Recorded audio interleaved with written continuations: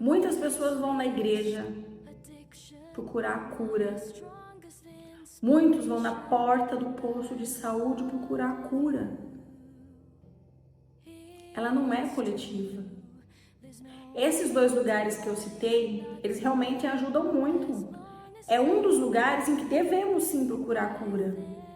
Mas ela só vai funcionar nesses lugares que eu citei se eu quiser, se eu estiver disposta a me mudar, se eu estiver disposta a ter disciplina, se eu estiver disposta a praticar algumas terapias, fazer alguns exercícios, mudar minha alimentação, mudar as pessoas ao meu redor e começar agora com clareza, viver o agora, entender isso. Aí sim, você começa a sair do lugar que você está. É possível? Claro que é. Sem sombra de dúvida. Eu jamais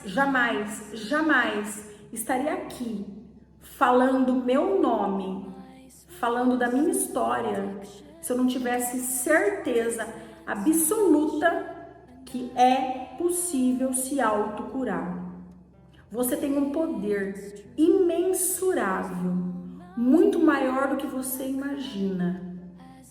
Ele está na sua mão, mas você precisa saber usá-lo, precisa saber fazer bom uso, precisa saber ter bom senso.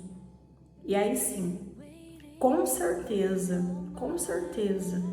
afirmo quantas vezes for necessário, é possível encontrar a solução do problema. É possível se autocurar.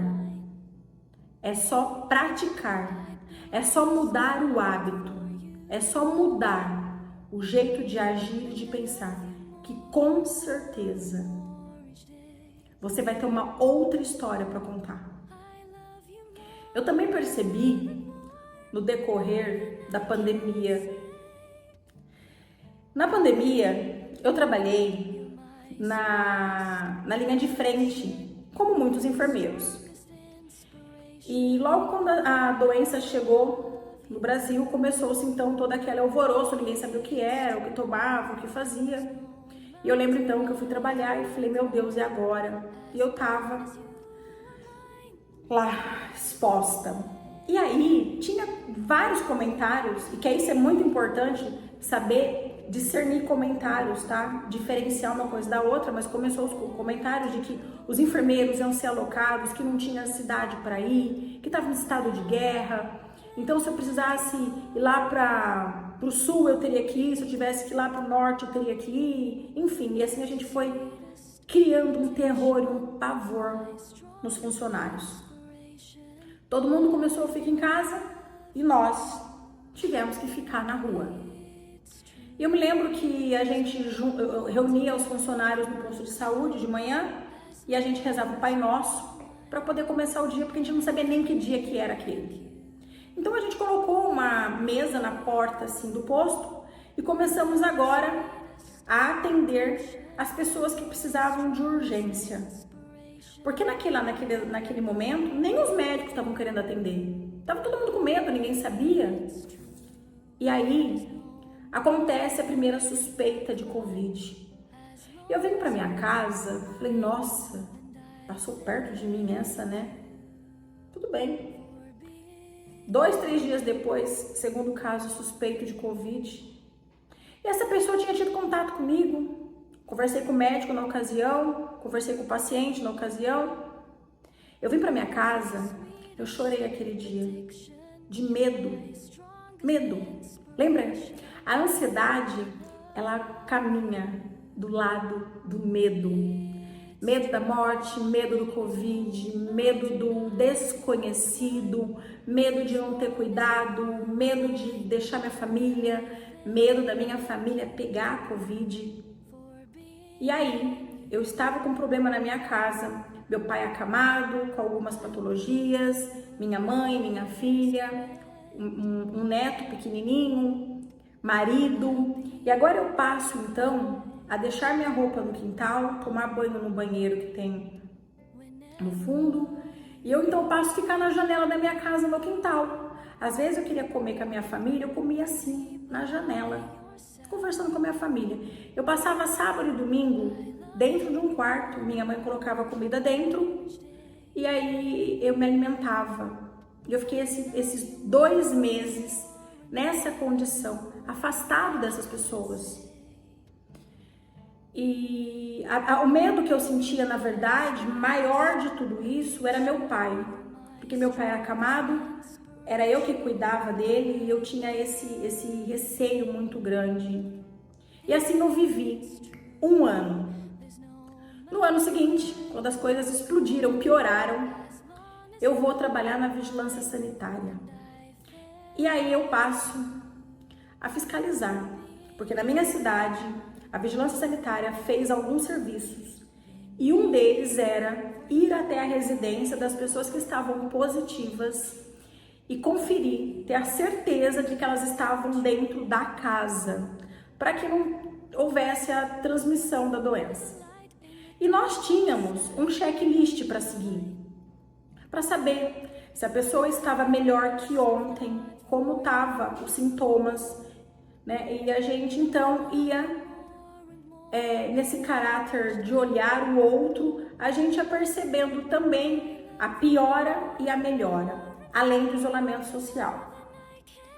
E eu afirmo, na minha experiência, na rua, na porta das pessoas, eu consigo afirmar que o medo foi o causador, talvez de 90%.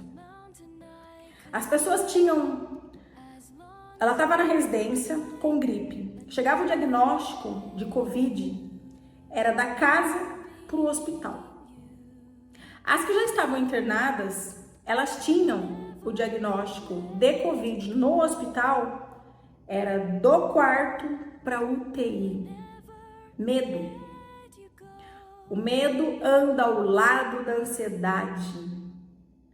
Quando eu sinto ansiedade, eu tenho uma alteração hormonal. Eu tenho um aumento de hormônio e abaixa a minha imunidade. O medo faz abaixar a imunidade. Essas pessoas ficaram vulneráveis, com a imunidade baixa. Porque essa parte da frente aqui da minha cabeça, ó, o meu córtex pré-frontal não funcionou. No centro da minha cabeça tem o sistema límbico. É ele que fala, que me dá todos esses sentimentos de sobrevivência, de comer, de correr. Ele funcionava. A pessoa não conseguia conscientemente compreender que ela estava segura, que tinha remédio, que tinha tratamento. Porque já tinha passado um tempo da pandemia, já era de conhecimento da população e dos médicos o que estava acontecendo. Não era mais do jeito que a televisão pregou. Só que essas pessoas não conseguiam racionalizar. Elas não conseguiam compreender aonde elas estavam, o que estava acontecendo. O medo fazia um aumento de vários hormônios no corpo. O rim, no rim existe uma glândula chamada suprarrenal. Essa glândula funcionava 1 milhão por hora. E a imunidade abaixava. E essas pessoas foram morrendo por medo. Porque tudo vai se misturando, tudo vai se misturando. O desespero foi tomando conta destas pessoas. O desespero foi tomando conta das famílias, das pessoas que estavam em casa. Foi virando uma situação de ansiedade generalizada. Viramos uma sociedade ansiosa, uns menos e alguns muito mais do que vocês possam imaginar. Quando eu tive diagnóstico de Covid, cheguei na minha casa, falei, ok, estou com Covid, e agora? E de novo pensando na minha família, com medo da minha família pegar. Nessas alturas eu já tinha feito os cuidados com meu pai, então eu estava consciente de que meu pai poderia estar doente. E eu estava um dia tomando banho, meu marido fala assim pra mim: você tá com essa cara por quê? Eu pensei sozinha, não falei nada, porque sou eu que tô aqui nessa situação, né? Ou seja, eu vou morrer. E aí eu fui tomar banho, e eu lá tomando banho, eu comecei a usar o meu córtex pré-frontal. É ele que me faz ter a consciência, é ele que me traz a realidade de onde eu estava. Neste momento, eu começo a fazer uma análise da minha situação. Comecei a focar no agora. E parei de pensar de que eu ia morrer, do que ia acontecer, as pessoas estavam ao meu redor. Nós pegamos Covid em 3 funcionárias. 2 foram para UTI e eu fui para casa. E eu vou lá no banheiro. Comecei a pensar. Falei, bom, tô na minha casa, tô medicada, estou alimentada, porque minha família tinha uma pessoa fazendo comida só para mim. Eu pensava que eu tenho carro, eu tenho convênio médico, o hospital da minha casa tem vaga, tá? Tem suporte para transferir. E aí meu convênio médico me transfere para determinada cidade, que lá a saúde é boa. Eu tenho carro para fazer tudo isso, eu tenho a minha família junto. E eu trouxe uma coisa talvez a mais importante de todas. Eu compreendi que se eu tenho um dia aqui na Terra, do qual eu cheguei, e eu tenho a data e a hora da minha partida, da minha saída do planeta, por que eu tava com medo? Não estava nas minhas mãos. Nunca esteve nas minhas mãos a chegada aqui e não está nas minhas mãos a saída daqui. Se existe uma força maior que tudo isso, que rege tudo isso, quem era eu naquele momento para achar alguma coisa? Eu tinha que trazer para mim a realidade, o quadro em que eu me encontrava, o que estava acontecendo comigo de fato, quantos por cento eu tinha do pulmão comprometido, porque eu tive o pulmão comprometido, quantos dias de doença eu já estava, porque eu já sabia que dentro de poucos dias o vírus ia morrer. Quando eu trago essa realidade nua e crua do agora, eu estou assim, e trago essa consciência do quadro ao meu redor, ali eu me curei. Ali eu fiquei curada. Acabou o meu medo do Covid. Acabou o meu medo de morrer. Ali eu saí da estatística. Ali eu determinei que eu jamais seria um número na estatística do Covid. Porque eu consegui orientar minha cabeça, deixei o medo de lado, trouxe para mim a consciência de estar segura entre família, estar em companhia da minha família na minha residência, trouxe a consciência da medicação, da alimentação, e ali eu afirmo que eu me curo do Covid ali, porque minha cabeça, a minha mente, ela estava em outro lugar. Eu tinha certeza absoluta, que eu não fazia mais parte daquilo, que aquilo tinha ficado fora da minha vida. Saio daquele quadro e vida normal. Já estava dentro da minha casa, minha filha disse assim para mim um dia: mãe, tá preocupada com o que com a gente? Você já beijou, você já abraçou a gente antes de saber que estava com Covid? Estamos todos juntos. Uma outra realidade que minha filha me traz. Eu estava com medo do que da minha família pegar? Se antes do sintoma, eu já estava entre eles. Quando eu tomo esse chacoalhão, por si só, eu saio da estatística. Estar consciente de quem você é, do que você é capaz, ter a consciência do seu poder mental, ter a clareza de olhar ao redor, te faz uma pessoa curada. Sabe quando a gente tem que sair da história, deixar de ser jogador e sentar na arquibancada? Precisamos sentar na arquibancada e olha o jogo, vê onde estão, vê onde está o goleiro, o que está acontecendo. Sai de cena, sai da cena e veja quem você é, onde você está, qual o seu papel, o que você está fazendo ali. Porque enquanto você estiver jogando, você não consegue ver, ouvir, tomar atitude. Fica tudo embolado, tá tudo misturado. Quando você consegue sair de cena e analisar, você traz conscientemente a sua realidade e o local onde você está.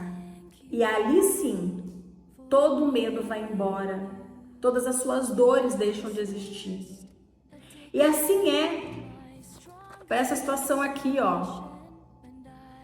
Quando eu comecei a explicar, é a mesma coisa. Se eu tiver clareza, noção que aqui está começando uma situação de ansiedade, do qual vai explodir sentimento depois, se eu tiver a clareza aqui, ela nem acontece. Porque eu trago para mim uma realidade de onde eu estou, quem eu sou. O que está acontecendo comigo agora? Que sentimentos são esses?